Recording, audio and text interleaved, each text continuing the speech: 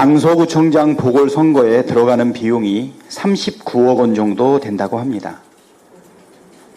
그 원인을 제공한 김태우 전 검찰 수사관은 쓰지 않아도 될 세금 39억 원을 쓰게 만든 것도 모자라 다시 출마하겠다고 합니다. 보궐선거 원인을 제공한 자가 다시 또 출마하는 듣도 보도 못한 회개한 상황입니다. 주권자인 국민을 개돼지처럼 무시하는 것이 아니라면 있을 수 없는 일입니다. 그 길을 열어준 것은 윤석열 대통령입니다.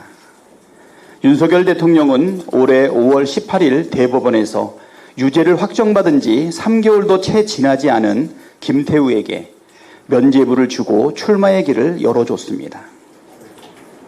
한마디로 사법부의 판단을 무력화하고 민주주의를 희롱한 것입니다. 모든 국민께서 느끼시듯 윤석열 정권의 폭주가 날이 갈수록 심해지고 있습니다.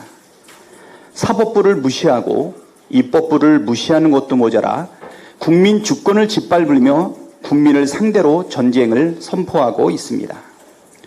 살리라는 민생 경제는 아무 대책이 없고 막으라는 핵 오염수 해양 투기는 외면하고 있습니다.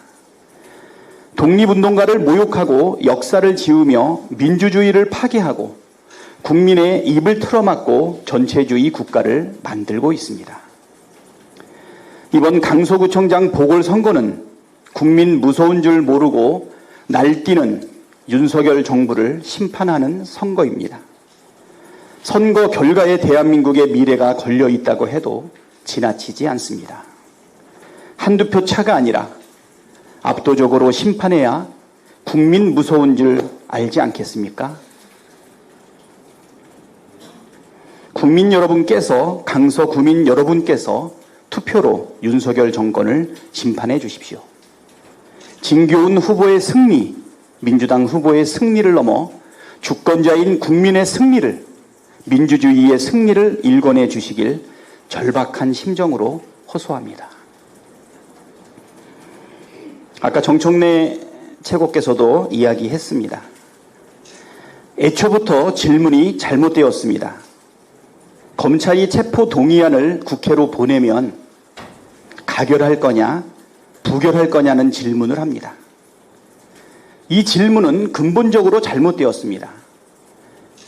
검찰이 체포 동의안을 보내는 게 정당하냐가 제대로 된 질문입니다.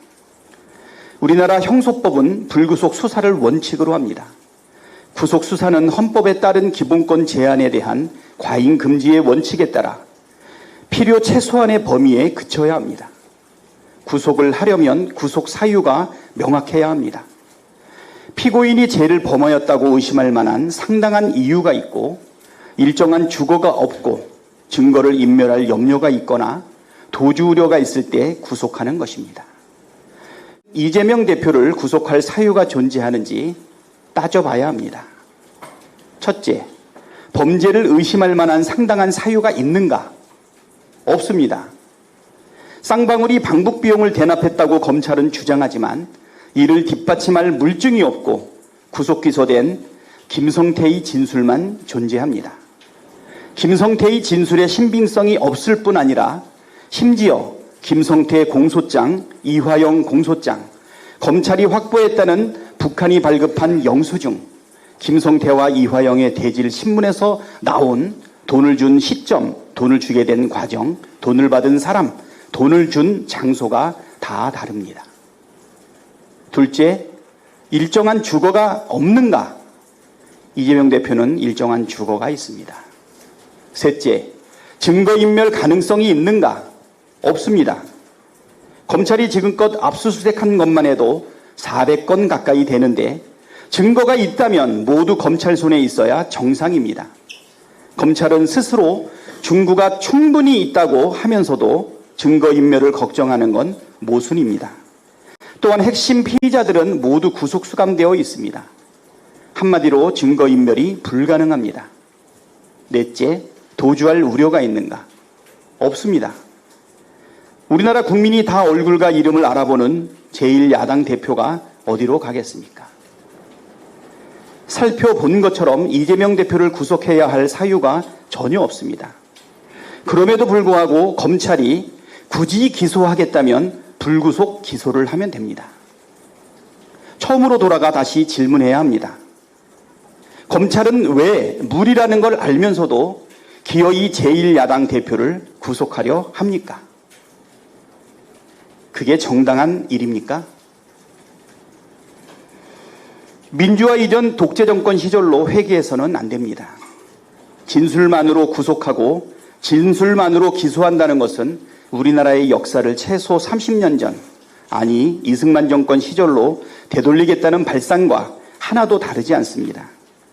물증도 없이 진술에만 의존해서 구속하고 기소하는 것은 과거 간첩 조작 사건 당시 안기부나 국정원이 주로 즐겨 썼던 방법입니다. 고문을 통해 진술을 조작해내고 조작해낸 진술을 근거로 기소했던 일이 비일비재합니다.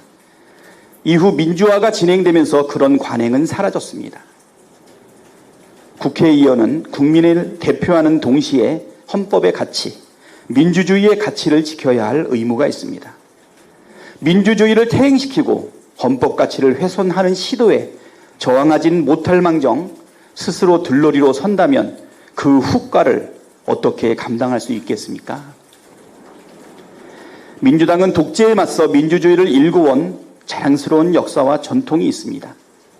민주주의를 후퇴시키는 윤석열 검찰의 만행에 일치 단결하여 단호하게 대응하라는 국민의 명령을 받들어야 할 때입니다.